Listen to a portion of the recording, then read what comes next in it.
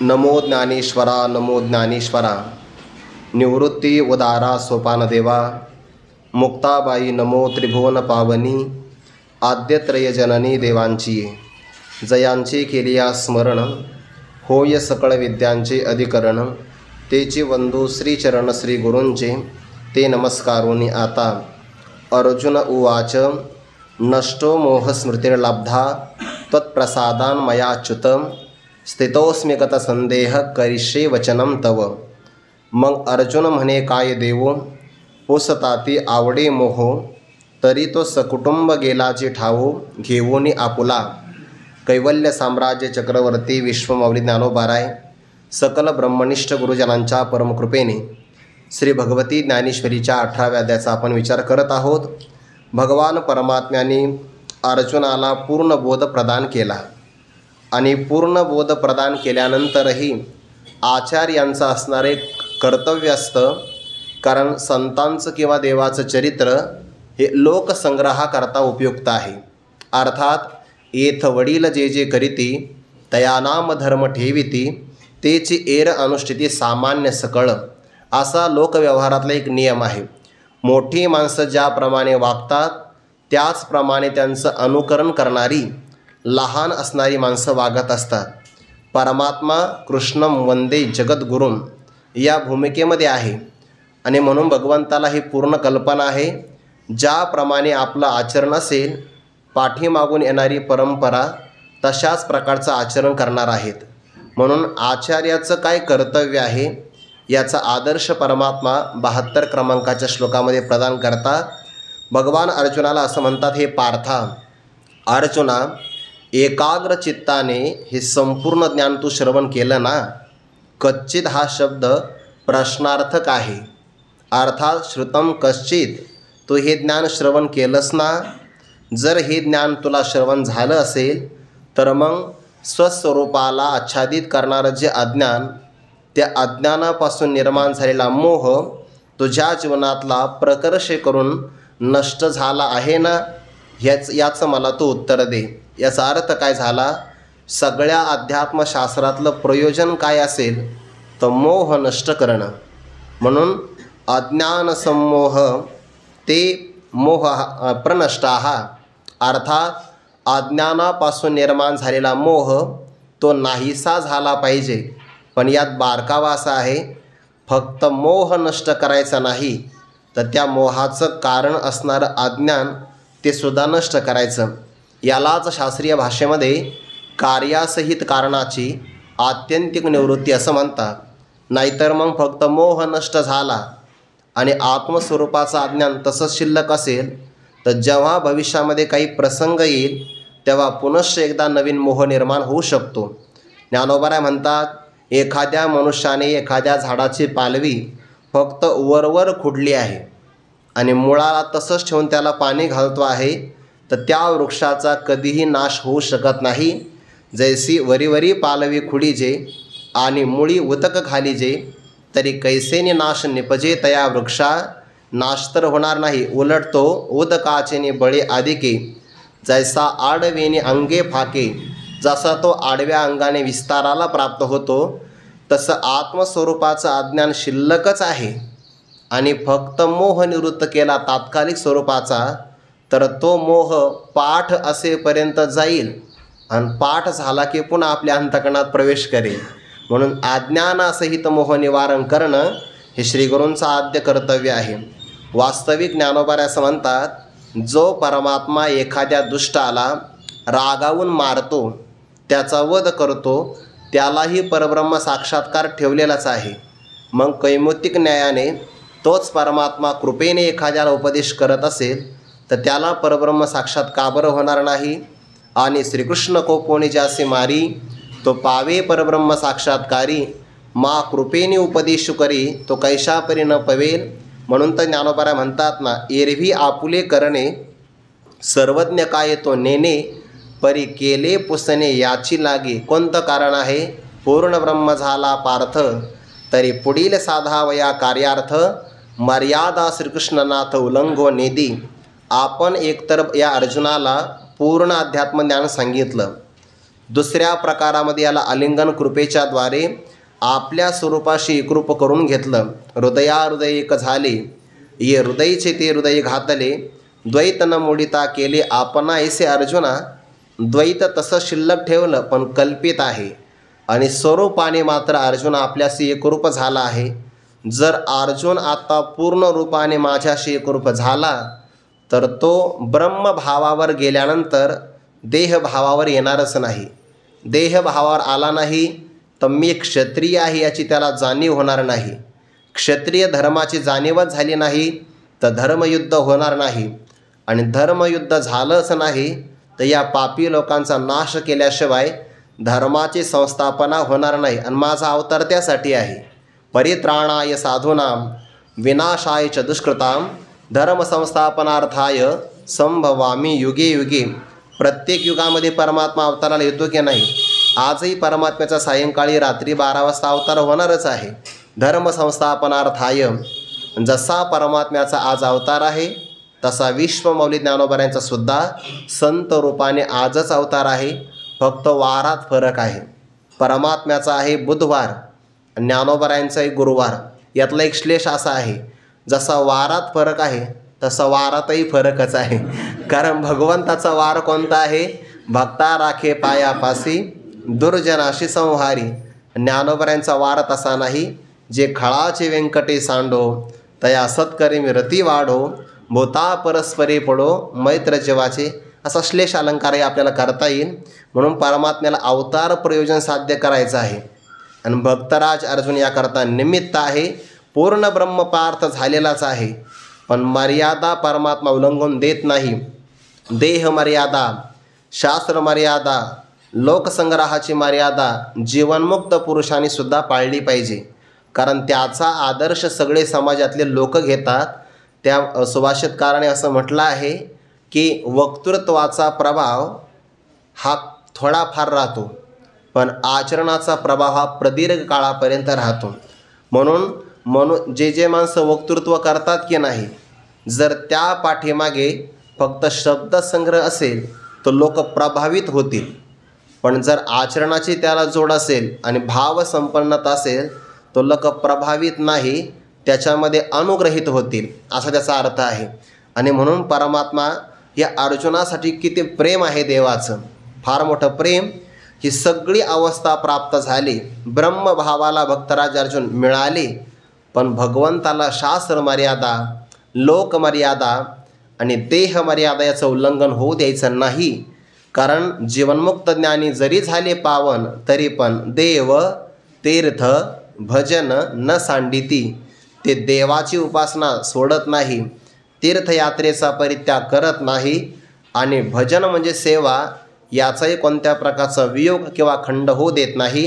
याकरताच परमात्म्याने प्रश्न केला. आणि मग माझ्या गुरूंनी, माझ्या देवाने, माझा सखा असणारा भगवान श्रीकृष्ण परमात्मा यांनी मला प्रश्न केलेला आहे तर उत्तर तर दिलं पाहिजे की नाही. मग उत्तर देण्याकरता अतिशय दुःखाने तो दुःखे देहाची सीमे मी अर्जुन येणे नामे उभा ठेला. तो वास्तविक ज्याला सुखाची चटक लागली की नाही तो इकडे तिकडे पाहत नसतो. इथलं सांगतोय मी. सुखाची ज्याला अनुभूती प्राप्त झाली त्याची वृत्ती कोणत्याही बाह्य पदार्थाला विषय करत नाही. सामान्य झोपेतला आनंद मिळाला तर मनुष्याला तो त्यागावासा वाटत नाही. जर झोपेच्या आनंदामध्ये विघ्न आलं की नाही तर तो अलार्म वाजणारी जे घड्याळ असते की नाही तिच्यावर मनुष्य लात मारतो बघा. आणि मग घड्याळीचं झाकण इकडे तिकडे पडलं की मग सुखे मी निज लोगा. म्हणजे सामान्य सुखातून सुद्धा ज्याला बाहेर यावंसं वाटत नाही, जो ज्या पूर्ण आनंदाला प्राप्त झाला की ज्या आनंदाला आता अज्ञानाचं आवरण नाही, ज्या आनंदामध्ये द्वैत नाही, ज्या आनंदामध्ये अभाव कोणत्या प्रकारचा नाही, असा देश काल वस्तू परिच्छेदरहित आनंद ज्याला मिळाला तो कसा बरं देह भावावर येईल. पण आता गुरूंची आज्ञा आहे ना, परमात्म्याने आपल्याला प्रश्न विचारला, उत्तर देण्याकरता आलं पाहिजे की नाही.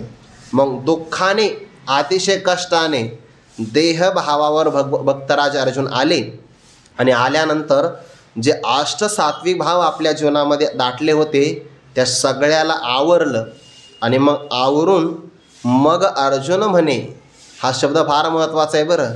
या मग शब्दामध्ये मागचे कारणं घ्यावे लागतात. मग शब्द कधी येईल? पूर्ण ब्रह्म झाला पार्थ, हा एक भाव घ्यायचा.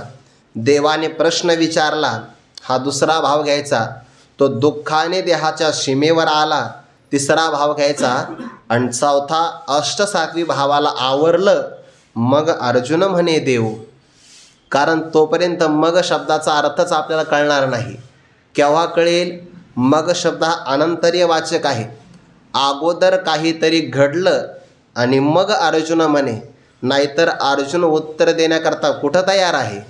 जो ब्रह्मस्थितीला प्राप्त झाला, जो गुंतला आहे त्यामध्ये, तो पुन्हा माघारी येईलच कसा?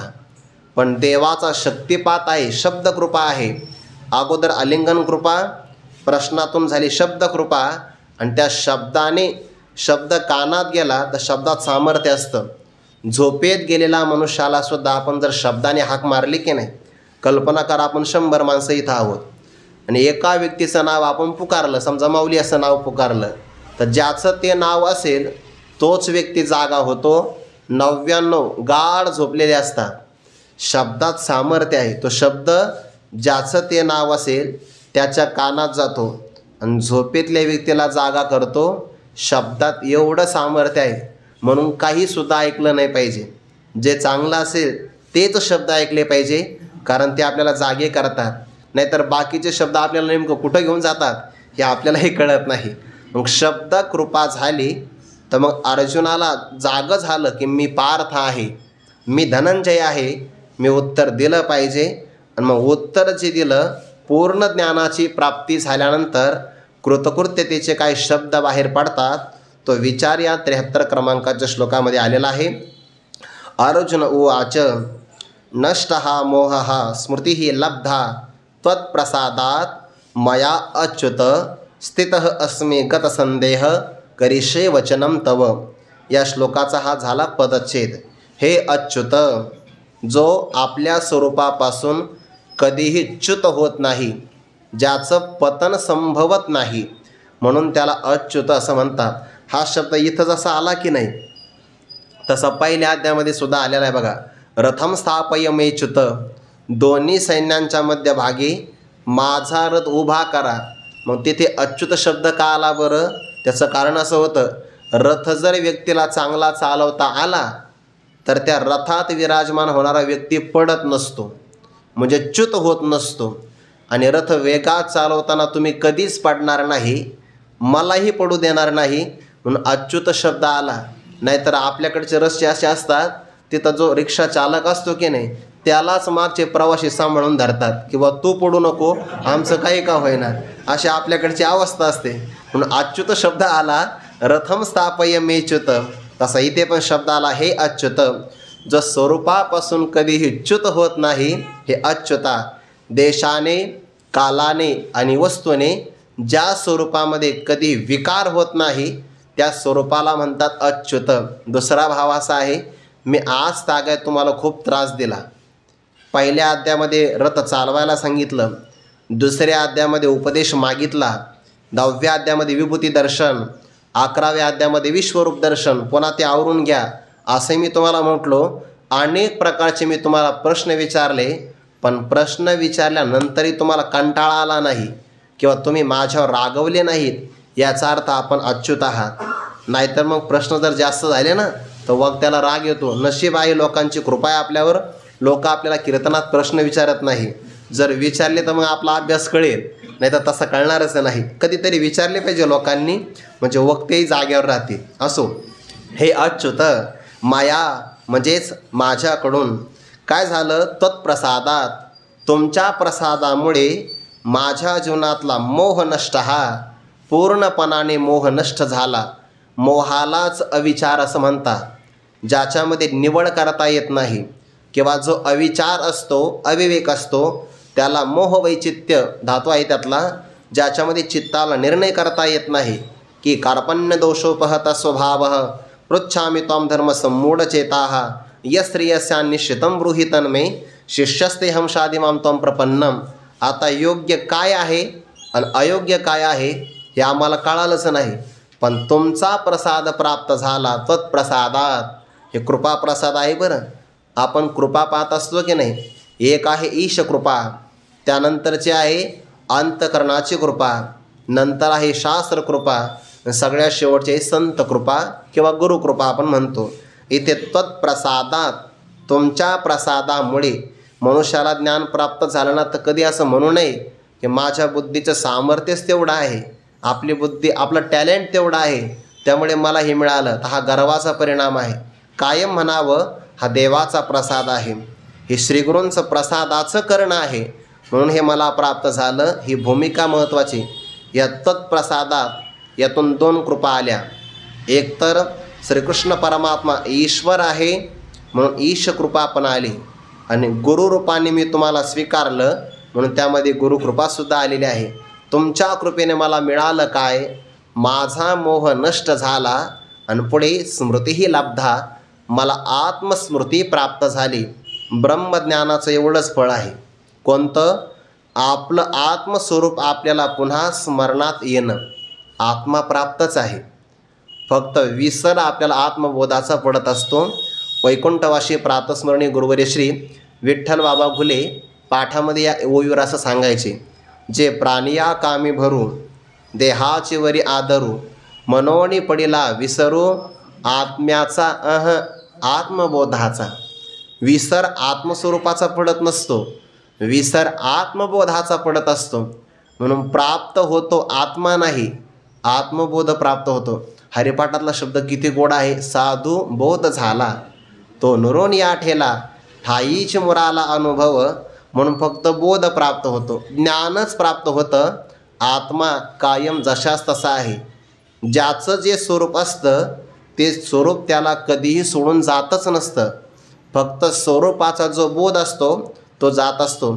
आपण ते कायम उदाहरण पाहतो की नाही. आता विस्तार नाही करत त्या उदाहरणाचा. सिंहाच्या कळपातून निघालेला छावा चुकला, मेंढ्याच्या कळपात आला, आणि मग जशी संगती असते तसा परिणाम होतच असतो. आळंदीमध्ये विद्यार्थी आला तर योग्य कळपात आला पाहिजे बघा तो, नाहीतर मग ज्या कळपात पडला तसे त्याचे संस्कार, तसे त्याचे कपडे, तसं त्याचं राहणीमान हे सगळं बदलतं. म्हणून योग्य जर ठिकाणी आला तर त्याला योग्य प्रवाहाचे संस्कार मिळतात. आता मेंढ्यांच्या संगतीमध्ये आला तर आहार बदलला, तसाच आहार, तसंच आरडणं ओरडणं, तसंच भीतीनं घाबरणं, पण त्याच्या असणाऱ्या दैवाचा उदय झाला. ऐसी कर्मे साम्यदशा होय तेथ विरेशा. मग श्री गुरु आपैसा भेटीचे गाही. जसं व्हावं तसं एकदा त्याला सिंहाचं, खऱ्या सिंहाचं दर्शन झालं. सिंहाने गर्जना केली, पाणी पिण्याला आणण्याकरता आलेले सगळे मेंढे पळून गेले, आणि त्यात हाही पळून जाऊ लागला. सिंहाने विचार केला हा आपल्या जातीतला आहे. जातीवर प्रेम असतंच माणसाचं. बघा महाराष्ट्रामध्ये काय चालू आहे, जातीवर प्रेम आहेच आहे. सिंहाने उडी मारली आणि त्याला पकडलं. म्हणजे तू का पळतोय? म्हणजे का पळतोय म्हणजे जसे हे पळतात तसे मीही पळतो. अरे पण ते मला घाबरले, मीही तुम्हालाच घाबरलो. का घाबरायचं कारण? तू आमचा नाश करू शकतो. नाश कसा करणार? तुझं आणि माझं स्वरूप एकच आहे हे मी मान्य करणार नाही. मग सिंहाने त्याचे मान पकडले, चल म्हणे तळ्याजवळ. पाण्याजवळ नेला आणि त्याला म्हणे बघ पाण्यात. पहा, त्याने पाहिलं जशी सिंहाची आयाळ आहे तशीच आपलीसुद्धा आयाळ आहे, म्हणजे चेहऱ्याचा आकार आहे. पण सिंहाने सांगितलं मी गर्जना करतो. जे सिंह गर्जना झाली आणि सांगितलं चल तूही गर्जना कर. पण मला जमणार नाही. अरे स्वर तर लाव. जसा त्या छाव्याने गर्जना केली, लक्षात आलं अरे आपला आणि याचा स्वर एकच आहे, आकार एक आहे, लक्षण साम्यात एकत्व सिद्धी. मग सिंहाचा छावा अगोदर सिंह नव्हता का? अगोदर होताच, पण तो स्वतःला समजत नव्हता. तसा जीव ब्रह्मच आहे. तो का म्हणे कैसी केव कोठे जीवने राळा. फक्त तो स्वतःला तसा समजत नव्हता. तो का म्हणे हा तो स्वये परब्रह्म. आणि म्हणून तुमच्या प्रसादाने मला स्मृती प्राप्त झाली. अमृतानुभवामध्ये ओव्या फार गोड आहे बघा. ज्ञानोबाराय असं म्हणतात, बाप उपयोगी वस्तू शब्दो स्मरणदानी प्रसिद्धो. आत्मस्वरूपाचं स्मरण देण्याकरता सगळ्यात मोठे उपकार कोणाचे असेल तर शब्दाचे आहे. म्हणून हे संतांचे शब्द आहे की नाही, याच्यावर आपलं सगळं जीवन आपण समर्पण करावं बघा. हे शब्दच आहे जे आपल्याला बोध प्रदान करतात, पण शब्दाची मात्र तेवढी सेवा झाली पाहिजे बरं. जितकी व्यक्तीची शब्दांची सेवा होईल तेवढे शब्द मोकळे होत जातात, आणि ते शब्द सांगतात की आमच्यात अशा प्रकारचा अर्थ भरलेला आहे, पण केव्हा होईल ही शब्दांची कृपा? ब्रह्मचर्य धर्म घोकावी अक्षरे, तेव्हाच हे होईल. या अक्षरांची फार सेवा केली पाहिजे आणि ही सेवा वाया जात नाही.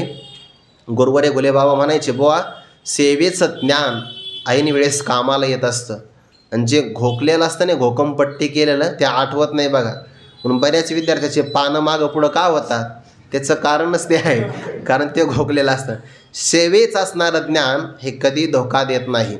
म्हणून तुमच्या प्रसादाने स्मृती हे लाभधा, मला हे प्राप्त झालं म्हणून आपली फार पारायणाची सेवा झाली पाहिजे बघा. आपल्यात योग आला आळंदीला राहण्याचा, मग आपण त्या क्षणाक्षणाचा उपयोग केला पाहिजे. अजानुषाखाली आपण पारायणं केली पाहिजे, कारण तिथं कृपेचा प्रसाद आहे, तिथं वलय आहे. अनेक महापुरुषांनी तिथं साधना केली आहे, त्यांचे तरंग आपल्याला सहाय्य करतात. म्हणून जितकं वेळ तिथं राहता येईल तेवढ्या वेळात राहिलं पाहिजे. माऊलींचं मंदिर काही सामान्य नाही, ते काही गप्पा मारायला नाही आहे, ते ऊर्जा प्राप्त करण्याकरता आहे. म्हणून वेळ वाया जाऊ देऊ नये. नष्ट मोह, हा माझा मोह नष्ट झाला, आत्मस्वरूपाची स्मृती मला प्राप्त झाली. पण कशामुळे? तत्प्रसादात. मी आता कसा आहे? गत संदेह स्थित अस्मी, ज्याच्या जीवनातल्या सगळ्या शंका निघून गेल्या, संशय नाहीसे झाले, असा मी आहे. असा मी आता स्थिर स्वरूपाचा आहे. करणार काय? करिष्ये वचनम तव, तव वचनम करिष्ये. तुमची असणारी आज्ञा तिचंच मी पालन करणार, बाकी मला काही कर्तव्य नाही. याचा अर्थ जरी आपल्याला पूर्ण बोध प्राप्त झाला तरी पण त्या साधकाला, शिष्याला, महात्म्याला गुरुवचन जे आहे तेच शास्त्र आहे बघा. जयाचे वक्त्र वाहे गुरुनामाचे मंत्र, गुरुवाक्या वाचून शास्त्र हाती न शिवे, तस्मात् शास्त्रं प्रमाणं ते कार्याकार्य व्यवस्थितो, ज्ञात्वा शास्त्रविधानोक्तं कर्म कर्तुमिहार्हसि. शास्त्राचं प्रमाण उल्लंघन करू नये. तसं देवाची आज्ञा, गुरूंची आज्ञा हे सुद्धा शास्त्रच आहे, त्याचं उल्लंघन करूच नये. आता मला कृतकृत्यता मिळाली, पण तरीसुद्धा तुमच्या आज्ञेचं मी उल्लंघन करणार नाही. पाठीमागे भगवंतांनी म्हटलं होतं, यथेच्छसी तथा कुरु.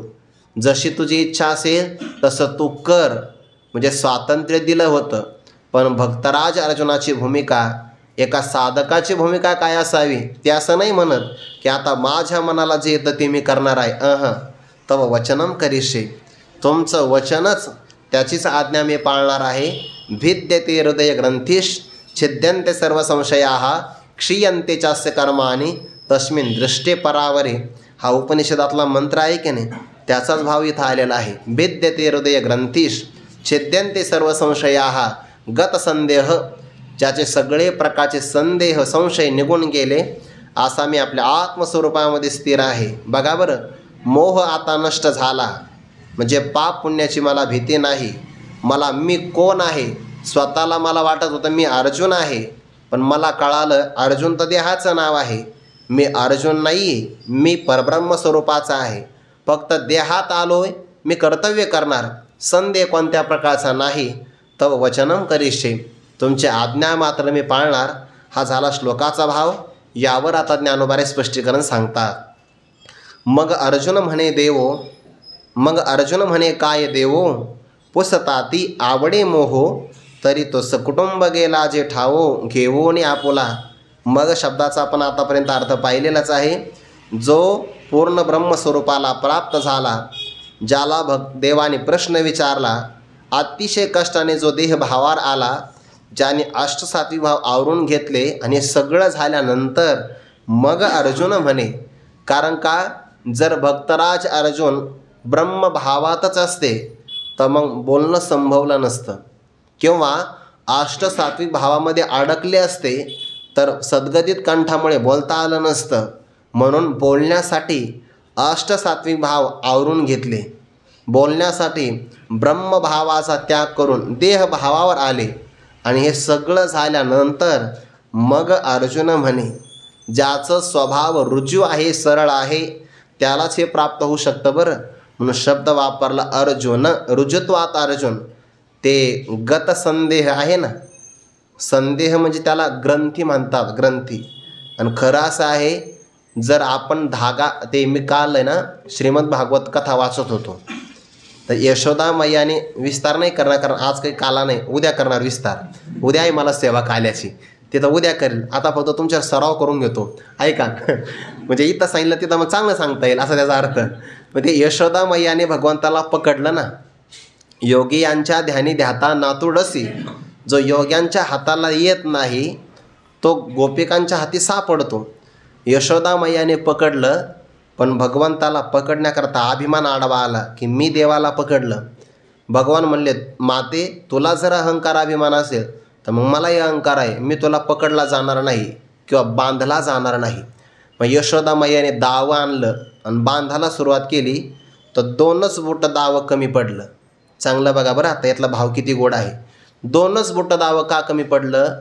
यशोदा मैयाचा अभिमान 1 बोटाची जागा आणि तत्सापेक्ष देवाने घेतलेला अभिमान 2ऱ्या बोटाची जागा, म्हणून 2च बोटं दावं कमी पडलं. यशोदा मैयाने 2रं दावं आणलं आणि गाठ दिली, तेवढंच दावं कमी पडलं. असं करता करता 3रं 4थं सगळे घरातले दावे आणले आणि देवाला बांधण्याचा प्रयत्न केला. परमात्मा बांधला गेला नाही. का बरं? जे दावं आणलं जायचं ना त्या दाव्याची गाठ बसायची. मग आता दाव्याची गाठ बसली तर या गाठीनं परमात्मा बांधला जात नाही, मनातल्या गाठीनं कसा बांधला जाईल? म्हणून गाठी नसाव्या तरच परमात्मा पकडला जातो. गाठ बसली दाव्याची असो नाहीतर मनातली, परमात्मा पकडला जात नाही, मंदिरात बसलं तरी पण. मग अर्जुन म्हणे, काय देव देव काय देव पुसताथी आवडे मोह, अतिशय प्रिय रूपाने आवडे. आवडे शब्दाचा 2 अर्थ होतो, एक प्रिय वाटतो असा एक अर्थ, किंवा तुम्हाला परमात्मा मला काय विचारतात, मोह आवडे अर्जुना, तुझं मोहावर प्रेम आहे का? प्रेम असेल तर अंतकरणात राहिला असेल असा एक अर्थ. किंवा देव आवडीनं मला विचारतात की मोहाचं नेमकं काय झालं. पुसता ती आवडे मोह, तर विचार असा आहे, तरी तो नाम तो मोह सकुटुंब कुटुंबासहित गेला जी. तो मोह आपल्या कुटुंबासहित गेला, पण तसा नाही गेला, ठावो घेऊन आपुला गेला. किती शब्द गोड आहे बघा. म्हणजे मोहाचा ठाव ठिकाण सांगितलं, मोहाचं कुटुंब सांगितलं आणि मोह सांगितला. मोहाचा ठाव काय आहे? आत्मस्वरूपाचं अज्ञान. हे मोहाचा ठाव ठिकाण आहे, राहण्याची जागा आहे. अज्ञान जनित असल्यामुळे जोपर्यंत अज्ञान असतं तोपर्यंत मोह राहत असतो. म्हणून ठावो घेऊन आपुला तो गेला. आणि मोहाचं कुटुंब कोणतं आहे? शोक. मोहाचं कुटुंब आहे दुःख. ज्याला मोह प्राप्त झाला त्याला दुःख प्राप्त होतं. बरं, तुम्ही कोणत्याही विषयावर प्रेम करा, मनुष्याला प्रेम निर्माण झालं की दुःख भोगावंचं लागतं बघा. म्हणून तर माणसं रडतात ना. काही माणसं फोनवर रडतात आणि काही समोर भेटल्यावर रडतात. त्याचं कारणच मोह आहे. मोह नसावा. ज्ञानात मोह नसतो. ज्याला खरं ज्ञान प्राप्त झालं ना तो क्षणात सगळ्याला सोडू शकतो, क्षणात, एका क्षणामध्ये. म्हणून भरताने राज्य केलं, एका क्षणात सोडलं. प्रभू रामचंद्र ज्या काळामध्ये आपल्याला राज्यपदारूढ व्हायचं आहे त्याच मुहूर्ताला वनवासामध्ये जायचं ठरलं, क्षणात सोडलं बघा, एका क्षणात. आपल्यासारखा म्हणला असता नाही ना आता अजून राजीनामा कुठं दिला आहे मी, अजून थोडासा विचार होऊ द्या की नाही, असं नाही आहे. एका क्षणात. ज्ञानी पुरुषाला मोह नसतो, तो क्षणात सगळ्या जगाला. विरक्तस्य तृणम जगत. विरक्त पुरुषाला जग तृणाप्रमाणे आहे. आणि ज्याचा थोडा जरी मोह राहिला की नाही मग तो मोह त्याला मागे खेचत असतो बघा. म्हणून आपण ज्ञानोबारायांच्या आईवडिलांचं बघा ना, मोह नाही आहे, त्याग किती मोठा आहे. देहांत प्रायश्चिताची शिक्षा आली तर सपत्नीक लगेच मोहाचा परित्याग. म्हणून तो सकुटुंब गेला जी ठावो घेऊन आपुला. हे झालं कसं? तुमच्या कृपेनं झालं. याकरता उदाहरण देतात. आता याचा विस्तार आपण सगळे ज्ञातेच आहात. मोहाचं शोक, मोह, दुःख हे त्या मोहाचं कुटुंब आहे. आणि ठाव म्हणजे मोहाचं आत्मस्वरूपाचं अज्ञान हे राहण्याचं ठिकाण आहे. म्हणून अज्ञानही गेलं, मोहाचं कुटुंबही गेलं आणि स्वतः मोहसुद्धा निघून गेला. कसं घडलं हे? पासी येऊन दिन करे, डोळ्यात ते अंधारे, पुशीजे हे काही सरे कोणे गावी, तैसा तो श्रीकृष्ण राया, आमुचिया डोळया गोचर हिचे काही सया न पुरे तव, वरी लोभे मायेपासुनी ते सांगशी तोंड भरुनी, जे काही सेनी ही करुणी जाणू नये, आता मोह असे की नाही, हे ऐसे जी पुसशी काही, कृतकृत्य झालो पाही तुझे पणे. इथपर्यंत या ओवीचा संबंध आहे. तशी तर 61 ओवीपर्यंतच खरा संबंध आहे. पुढची ओवी मी पुढच्या प्रकरणाकरता घेतली आहे. उदाहरण, माझ्या जीवनातला मोह पूर्णतया निश्चय स्वरूपाने नष्ट झाला. हेच घडलं कसं? तुमच्या प्रसादाने. पण तो प्रसाद सांगण्याकरता उदाहरण देतात. घटना कशी घडली याकरिता दृष्टांत देतात. उदाहरण आहे सूर्याचं. दिन करे पासी येऊनी. पासी म्हणजे जवळ. सूर्य आपल्या जवळ आला. आपल्या म्हणजे कोणाच्या? आपल्या डोळ्याजवळ आला. पासी येऊनी दिन करे. आणि डोळ्याला विचारलं. कोणाला?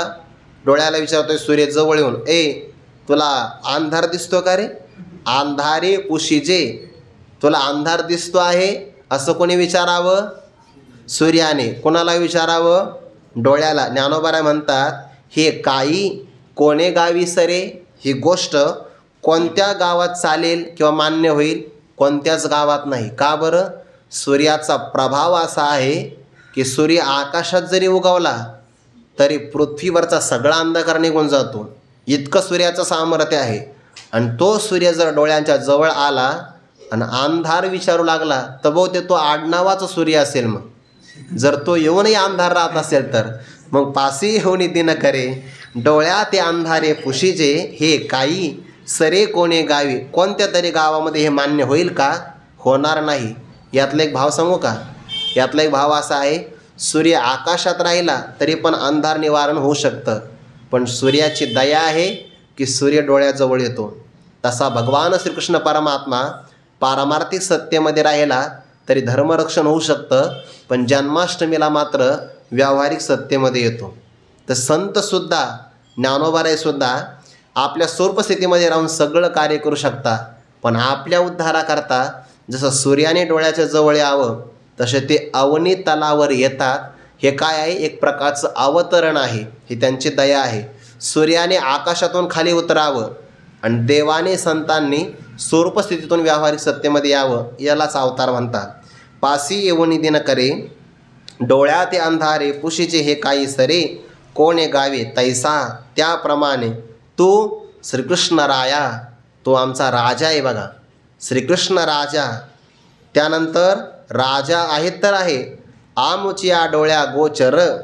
आमच्या डोळ्यांना प्रत्यक्ष गोचर होतो आहे. म्हणजे काय? साक्षात तुझं आम्हाला दर्शन करता येत आहे. आणि तुझं झालेलं दर्शन हीच एक गोष्ट काही सयातव न पुरे. तुमचं दर्शनच झालिया दर्शन एक वेळा, मागील परिहार पुढे नाही शीन. झालिया दर्शन एक वेळा. देवाचं एकदा दर्शन जरी आपल्या डोळ्याला झालं तर ते दर्शन हीच गोष्ट कशाला पूर्ण करणार नाही किंवा या गोष्टीमुळे जीवनातलं कोणतं कार्य पूर्ण होणार नाही. सगळं कार्य पूर्ण होतं का? फक्त देवाचं एक वेळ दर्शन झालं पाहिजे. पण तेही दर्शन भक्तीने बरं, ते सुद्धा भावप्रधान दृष्टीनं झालं पाहिजे. नाहीतर देवाचं दर्शन तर दुर्योधनाला पण झालं की नाही, पण झालं, लाभ नाही मिळाला. का? त्याने फक्त डोळ्यांनीच पाहिलं. पण हा परमात्मा परब्रह्म स्वरूपाचा आहे असं ज्ञान भावनेतून मात्र पाहिलं नाही. म्हणून दर्शन साक्षातही व्हावं, भावदृष्टीतूनही व्हावं, ज्ञानदृष्टीतून सुद्धा व्हावं. आणि तो परमात्मा आमच्या डोळ्यांना गोचर होतो आहे. आमचं किती मोठं भाग्य आहे. परमात्मा एका प्रसंगाला दिसणं हेही भाग्य आहे. आणि कायम परमात्मा सोबत राहणं यासारखं भाग्य कोणाचंच नाही बघा. हे फक्त भाग्य पांडवांच्या नाही, फक्त अर्जुनाच्याच वाट्याला आलेलं आहे. 11व्या अध्यायामध्ये परमात्मा म्हणतात की आतापर्यंत अनेक भक्त झाले, पण ते कुठपर्यंत सांभाळले देवाने? जोपर्यंत पांडवांचा जन्म होत नाही तोपर्यंत. ते आघवेची एकीकडे ठेले, सगळेच्या सगळं देवाने बाजूला सारले.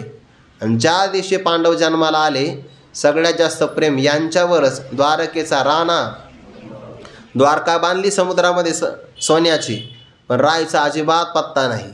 कधी विचारावं परमात्मा कुठं आहे, गेले कार्यक्रमाला. आपलं द्वारकेचा राणा पांडवा घरी, पांडवांच्याच घरामध्ये आहे. परंतु सगळ्यात जास्त प्रेम अर्जुनावर. 5 आहे आता अर्जुना, श्रीकृष्ण सावियाची झाला आदिना, कामुक काजायचा अंगना आपैता किजे. एवढं प्रेम अर्जुनावर, एवढा सहवास मिळाला तर कोणता लाभ होणार नाही. तैसा तू श्रीकृष्ण राया आमुचिया डोळ्या, गोचर हिची काही सया न पुरे तव. म्हणजे एक तर दर्शन देतो आहे, सानिध्यात राहतो आहे. परमात्म्याचं नावही जरी एखाद्याच्या मुखाला मिळालं किंवा कानाला जरी मिळालं ना, तुझे नावची कोणी एक वेळे, जयाची या मुखाशिका काना मिळे, तयाच या हृदया ते सांडोणी पळे भेदजी साच. देवाचं नाव मुखाला मिळालं किंवा कानातही आलं तरी त्याच्या हृदयाला भेद सांडून टाकून दूर देशाला निघून जातो. आणि तो परमात्मा साक्षात आम्हाला दररोज दर्शन करता आहे, तर आमचं कोणतं कार्य होणार नाही. म्हणून तुमच्या दर्शनात मोह राहणार नाही, तुमच्या दर्शनात मोहाचा परिणाम राहणार नाही आणि मोहाचं कारणसुद्धा राहणार नाही. एवढंच आहे असं नाही, वरी शिवाय लोभे मायेपासूनी ते सांगशी तोंड भरूनी, जे काही सिनीही करूनी जाणू नये. देवाची कृपा किती मोठी बघा बरं. लोभे, लोभाने म्हणजे प्रेमाने, पण प्रेमाची उपमा दिली आहे मायेपासूनी लोभे. आईपेक्षाही जास्त प्रेमाने आपण मला सांगत आहात. का बरं? आईपेक्षा जास्त प्रेम का वापरलं? व्यवहारात प्रेम करणारे अनेक घटक आहे, त्यामध्ये आईचं प्रेम सर्वात जास्त, पण त्याहीपेक्षा गुरूंचं प्रेम सर्वात जास्त. सर्वात जास्त गुरूंचं प्रेम. गुरुवारी डॉक्टर बाबा स्वामी महाराजांचे एक वाक्य सांगत असतात. स्वामी महाराजांना भेटण्याकरता त्यांच्या आई आल्या. आनंदाश्रम स्वामी महाराजांचंही वाक्य आहे, म्हणजे उदाहरण त्यांच्या जीवनात घडलं. इतका आनंद झाला स्वामी महाराजांना, इतका आनंद झाला. गुरुजींना सांगितलं त्यांच्या गुरुजींना की बघा ना म्हणे, 6 महिने होऊन गेले, वर्ष झालं, आई मला भेटायला आली. इतका आनंद झाला, इतका आनंद. गुरुजी म्हणले एवढं प्रेम आईवर, तू तर काही खरा शिष्य नाही, जा म्हणे आपल्या आईला घेऊन इंद्रायणी पात्रामध्ये बुडव. स्वामी महाराज निघाले आणि खरंच आईला उचललं ना. उचलल्यानंतर आईला इंद्रायणी पात्रामध्ये ठेवणार, तेवढ्यात गुरुजी म्हणले काय करतो, तुम्ही तर सांगितलं ना म्हणे की आईला पाण्यामध्ये बुडव. अरे मी खोटं म्हणलो आहे, खरं कुठं बुडवायचं असतं का? त्याने मी तरी कुठं बुडवित होतो, मलाही माहिती आहे तुम्ही मला अडवणारच आहे म्हणून. याचा अर्थ काय झाला, बारकावा लक्षात ठेवा की आईचं प्रेम असतंच, पण आईच्या प्रेमापेक्षा गुरुप्रेम जास्त महत्त्वाचं आहे.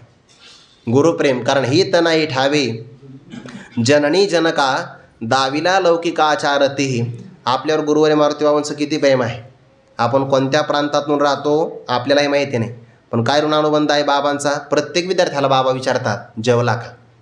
मला तर बऱ्याच वेळा विचारलं तू जेवला का नाही, उशीर झाला तर मग जा तुला उशीर होईल. प्रेम आहे बघा. वरी लोभे मायेपासूनी ते सांगशी तोंड भरूनी.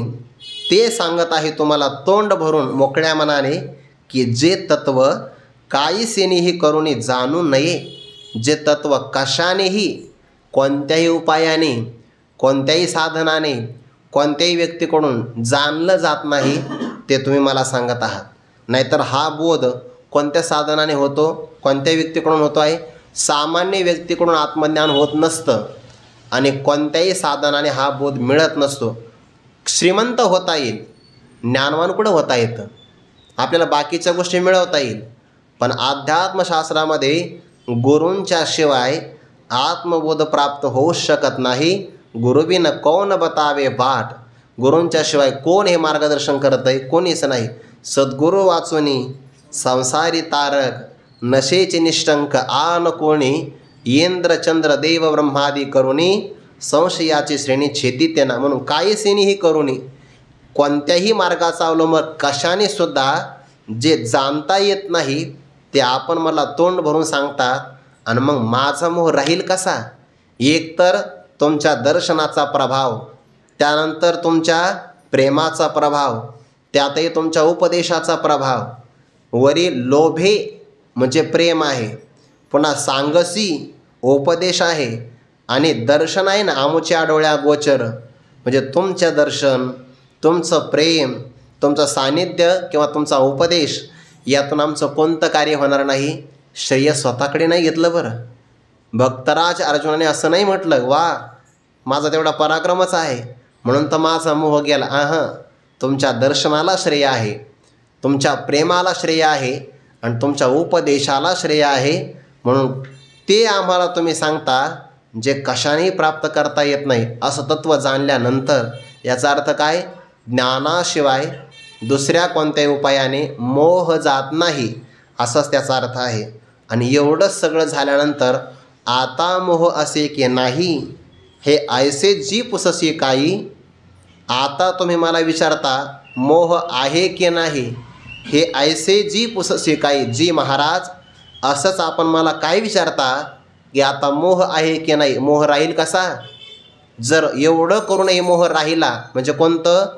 तुमच्या दर्शनाने पुन्हा मोह राहिला, दर्शन होऊन सुद्धा तुमचं प्रेम प्राप्त होऊनही मोह राहिला आणि तुमच्या उपदेशातून जरी मोह राहिला तर अपयश माझं नाही आहे, अपयश तुमचं राहील.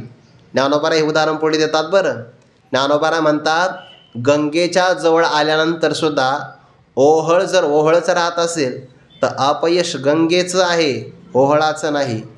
परिसाच्या जवळ आल्यानंतर सुद्धा लोखंडाचं सोनं होत नसेल तर दोष लोखंडाचा नाही, परिसामध्येच काहीतरी उणीव आहे.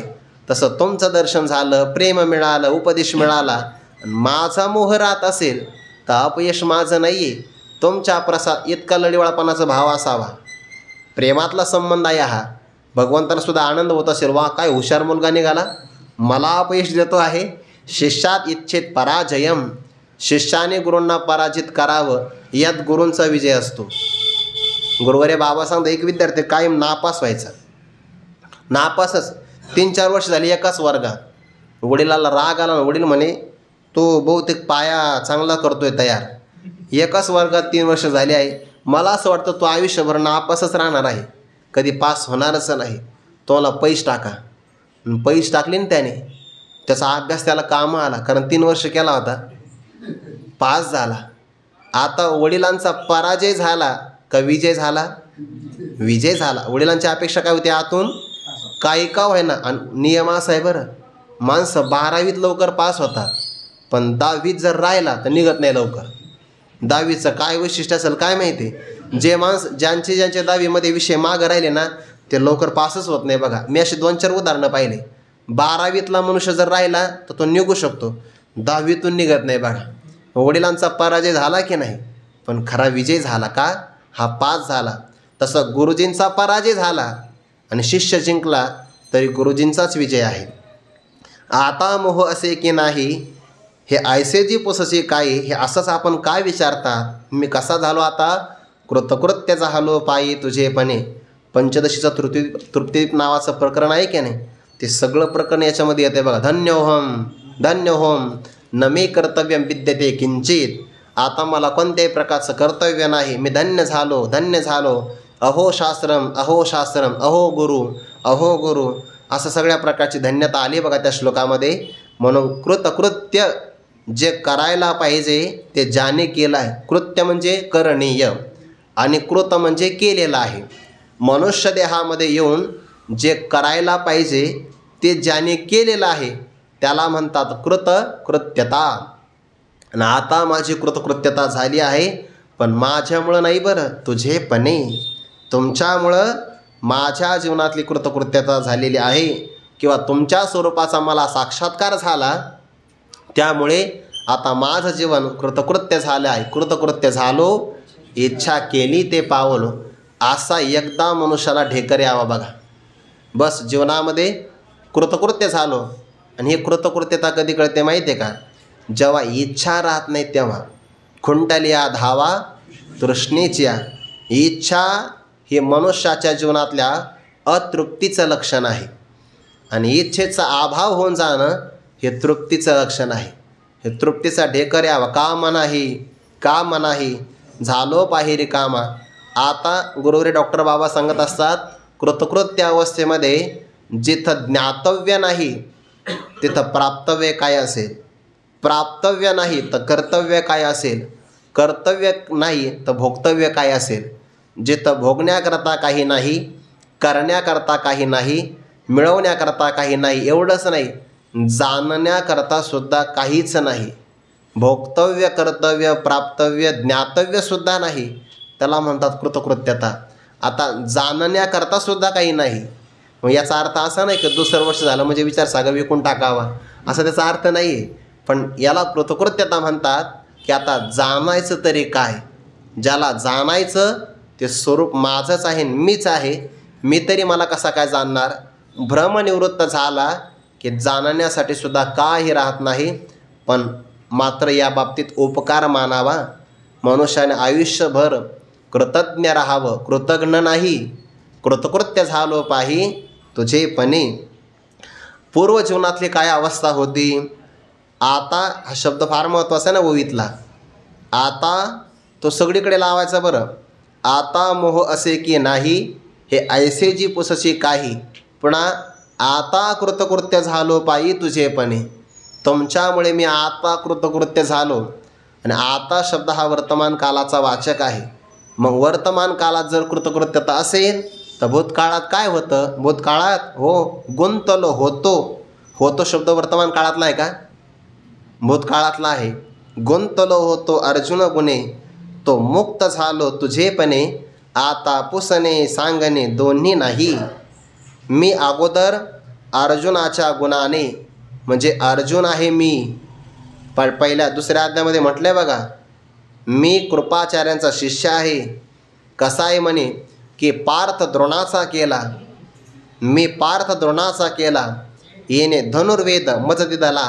मी द्रोणाचार्याचा शिष्य आहे, सगळ्या जगामध्ये पराक्रमी आहे. आणि मी अर्जुन आहे. मी अर्जुन हे अर्जुनाचं नाव नाही, देहाचं नाव होतं. पण देहाचं नाव हेच आपलं स्वरूप मानलं. गुंतलो होतो. गुंतलो म्हणजे बंधनात सापडलो होतो. बंधनात सापडणं हे व्यक्तीच्या हातात आहे आणि सुटणं हेही त्याच्या हातात आहे, पण एका ठराविक मर्यादेपर्यंत. जोपर्यंत कृपाळू श्री गुरु येत नाही तोपर्यंत तो मुक्त होऊ शकत नाही. पंचदशिकाराने उदाहरण दिलं आहे.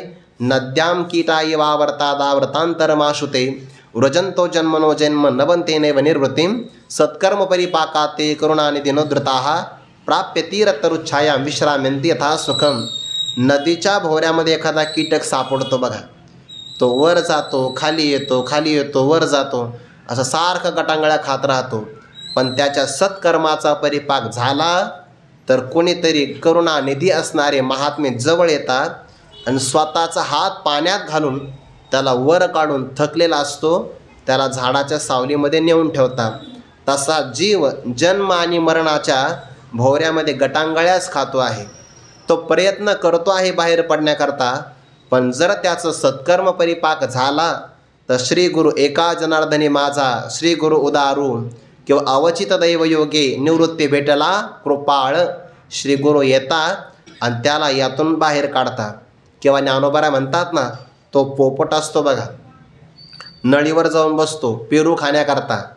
पेरू त्याला आवडतो आणि जे आवडतं तिथं मनुष्याला बंधन प्राप्त होतं. म्हणून फार जास्त प्रेमही कोणावर करू नये. जास्त प्रेम केलं की माणसं अडकत जातात बघा. आणि मग आपण किती गाठी बांधून घेतो हे आपल्यालाही कळत नाही. एकच तर गाठ सुटत नाही आयुष्यभर. असू द्या, तर मग जेवढ्या गाठी बांधल्या तेवढे सगळे बंधनं प्राप्त होतात. म्हणून पेरू खाण्याकरता तो आला तर नळी फिरते आणि त्याला असं वाटतं नळीनेच मला बांधलेलं आहे. ज्ञानोबा म्हणतात, ऐसा काजेविन आतुडाला, तो सांग पा काय अनिके बांधला. मग न सोडीच जरी नेला तोडोनी अर्धा, तो स्वतःच ऐसिया भावनेच्या पडे खोडा. म्हणे बांधला मी पुढा. मी बांधला गेलो आहे कुणामुळे. स्वतःच नळीला आवरून धरतो. म्हणजे बंधन गुंतन जीवाने स्वतः केलं आहे. मग सोडतही नाही बरं. मरणाचा प्रसंग येतो तरी सोडत नाही, तरी वासना तशा तशीच राहते.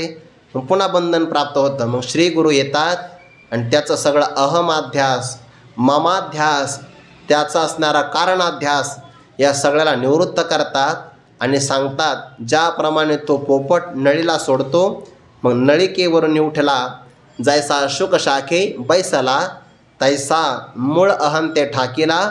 तो मी म्हणून बंधन आणि मुक्तता फार सोपी आहे. फक्त एवढं आहे की सोडण्याची तयारी पाहिजे. आपण पकडून एवढं ठेवलं ना आयुष्यभर, अनंत जन्माची साध नाही आपली गोळा करायची. एका जन्मात कसं का सोडा वाटेल. जीवाला फक्त घेण्याची सवय लागली आहे. म्हणजे फक्त जुळवायची, त्यामुळे त्याला सोडा वाटत नाही. सोडलं की लगेच मुक्त आहे बघा, व्यक्ती मुक्तच. फक्त अहंकार त्याला आडवा येतो, त्याला मोह आडवा येतो आणि म्हणून तो मुक्त असताना सुद्धा मुक्त होत नाही. मुक्त होता परी बळे झाला बद्ध, म्हणून गुंतलो होतो अर्जुन गुणे. पण तो मुक्त झालो, आता त्या बंधनातून मी मुक्त झालो आहे. मुक्त कासया म्हणावे बंधनाची नाही ठावे. ज्या काळात मी स्वतःला बद्ध समजत होतो त्याही काळात मी मुक्तच होतो, पण मुक्त झालो याचा मला बोध प्राप्त झाला तुझेपणे. मुक्तता होण्याकरता मध्यंतरी भ्रम मानावा लागतो बघा. आणि एकदा भ्रम सुटला की मूळचाच मुक्त मनुष्यच आहे, मनुष्य मूळचाच मुक्त आहे. ते उदाहरण दिलं आहे ना, कवन एक भ्रमलेपणे मी तो नवे का चोरलो म्हणे, ऐसा नाथीला छंद अंतकरणे घेऊन ठाके. दृष्टांताचा विस्तार उद्या करील. मुक्त झालो तुझेपणे, आता पुसणे सांगणे दोन्ही नाही बघा. आता याचे 4 अर्थ दिला. मी पुसावं म्हणजे विचारावं, तुम्ही सांगावं, या दोन्ही गोष्टी नाही. किंवा तुम्ही विचारावं आणि मी तुम्हाला काही सांगावं असाही अर्थ नाही. मलाही पुसण्याकरता तुम्हाला सांगण्याकरता, किंवा तुम्ही मला विचारावं आणि मी तुम्हाला काही सांगावं, दोन्ही गोष्टी आता राहिल्या नाही. प्रश्न आहे तोपर्यंत उत्तराची अपेक्षा आहे. जेव्हा प्रश्न संपतात तेव्हा उत्तर राहत नाही. चोद्यम वा परिहारो वा क्रियताम द्वैत भाषया, अद्वैत भाषया चोद्यम नास्ति नापि तदुत्तरम. चोद्य म्हणजे प्रश्न आणि उत्तर द्वैतामध्ये असतं, आणि अद्वैत स्वरूपामध्ये प्रश्न नाही, त्यामुळे उत्तरसुद्धा नाही. म्हणून आता पुसणे सांगणे दोन्ही नाही. पण ही अवस्था कुणामुळे प्राप्त झाली, पुढे परिहार देणारच आहे. तो चिंतनाचा विचार आपण उद्या करू. पुंडलिक वरदारी विठ्ठल श्री ज्ञानदेव तुकाराम माऊली ज्ञानेश्वर महाराज की जय. जगद्गुरु तुकाराम महाराज की जय. सद्गुरु जोग महाराज की जय.